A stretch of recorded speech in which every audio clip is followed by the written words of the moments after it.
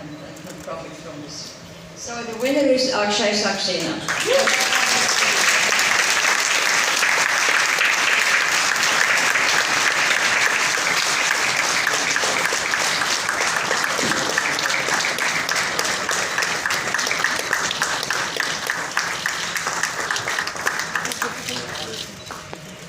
Congrats, sir, and it's always a pleasure to see you. May I request you to please say a few words? I'm very happy to be here on the 15th anniversary of these awards.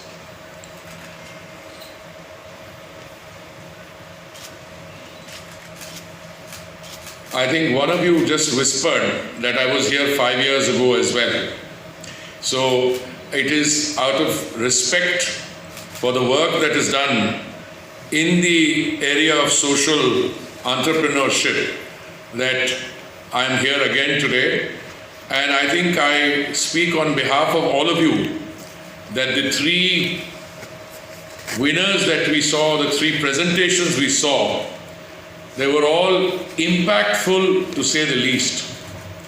I mean, the issue of gender empowerment, equipping our young girls to carve out careers and to do it in the kind of numbers that I saw is truly impressive. Also, I think it's not just the award which is won in this particular case after due deliberations by the jury, but the statement it makes that the area of empowerment, in this case equipping young ladies, young girls to become productive members of society and into the profession, I think that process itself constitutes a very powerful statement.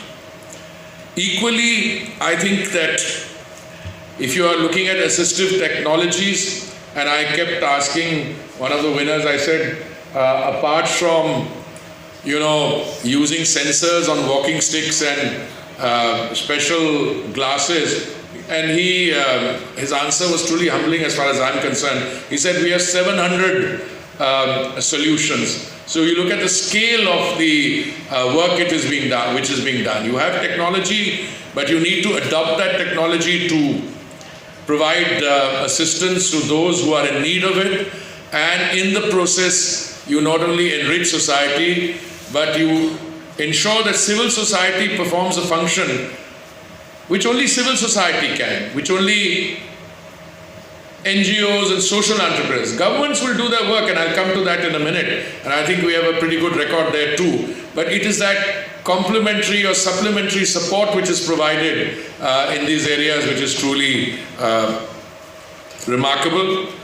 Then taking STEM education to, those of our children who, by virtue of the fact that they attended a stream of schooling which was less fortunate, let me put it this way, but as the presentation showed, the true talent is actually in the rural areas. I mean, there's talent in the semi-rural urban areas as well, but to equip them, I think that provides for even more satisfaction. And then maybe I'm growing old, and therefore I tend to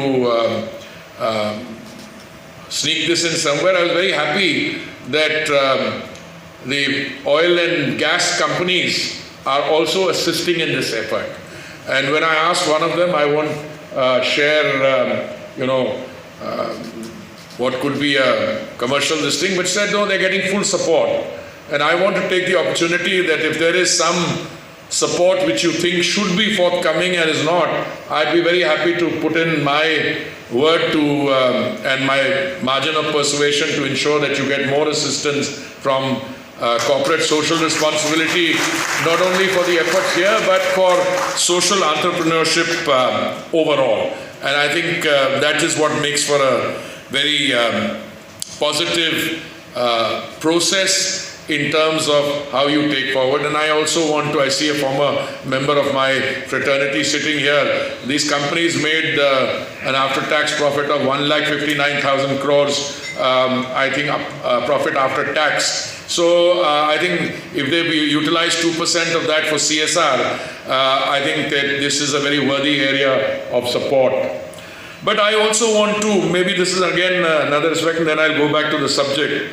I've been an admirer of Professor Schwab's work for much longer. Celebrated is a very small microcosm of what is actually happening in society, especially amongst these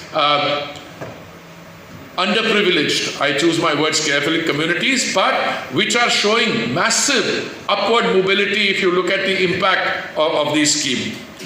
There is also increased investor interest in India's social enterprises. The average deal size for social impact investments grew from US $7.6 million to about 17.6 million between 2010 and 16. So there is acknowledgement in the corporate world on the scalability.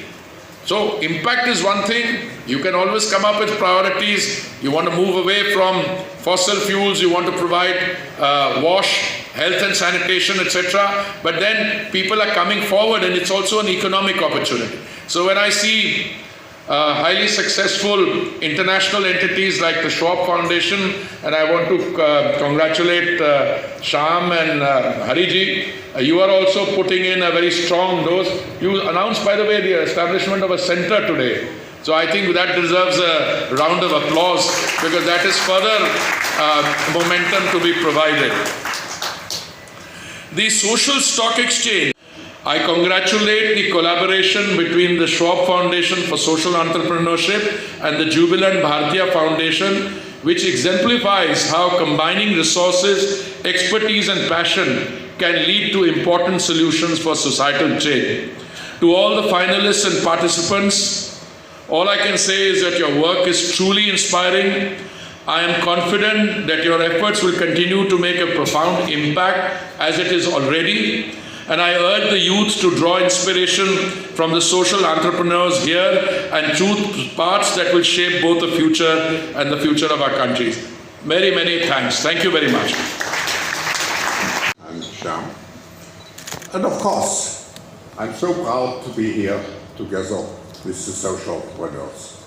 And my congratulations to the winners or to the finalists. But I know we have many more social entrepreneurs here in the room. So who is a social entrepreneur? Please raise your hand. Big applause for you. And thank you very much, Minister, reminding us how long the relationship between India and the World Economic Forum is in existence. Over 40 years. And actually, I created the World Economic Forum with the notion that the business of business is not business. The business of business is to serve society. And you, the social entrepreneurs, you are the pioneers of this concept. And not just idealists, you are a very important part of modern economies. Speaking about modern economies, and I have to express my appreciation, Minister, to you and, of course, the Prime Minister, the government. When you came to Davos, actually India was not on the global map.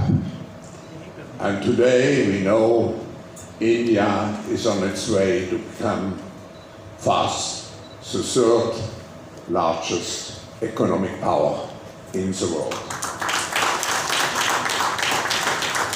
But we should not forget, we are in the midst of a deep technological revolution.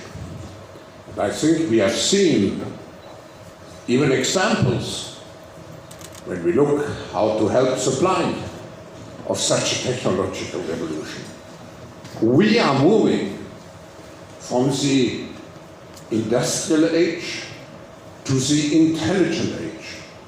And this is a transition with similar or even more drastic implications on how we live, how we work, how we communicate, compared to the transition we had when we moved from a more agricultural society to what we are now, a more industry and service-based society. We have particular challenges in this transition. And I just take India. We have to find jobs. And as far as I know, the figure for India is to create over 100 million jobs until new jobs until the year 2030.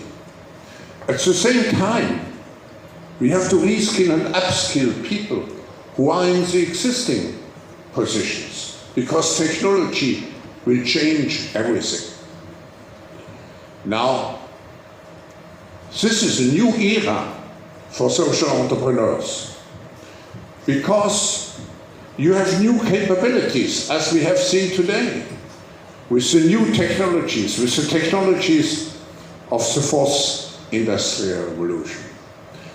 So I see a flourishing time for social entrepreneurship. You are the link between the innovative power of industry and those who have been left behind. And again, what we have seen today, the three examples, are the best evidence for what I just said. So social entrepreneurship will be even more important in the world to come. And as the Honorable Minister said, it's a very important part of society. And actually, the World Economic Forum, the organization which I have created over 50 years ago, is today the International Organization for Public-Private Cooperation. We can solve the challenges, and particularly the challenges of employment, also the challenges of the environment, only if we create collaborative platforms to bring together the best of governments, the best of traditional enterprises, and, of course, the best of civil society, represented particularly by social entrepreneurs.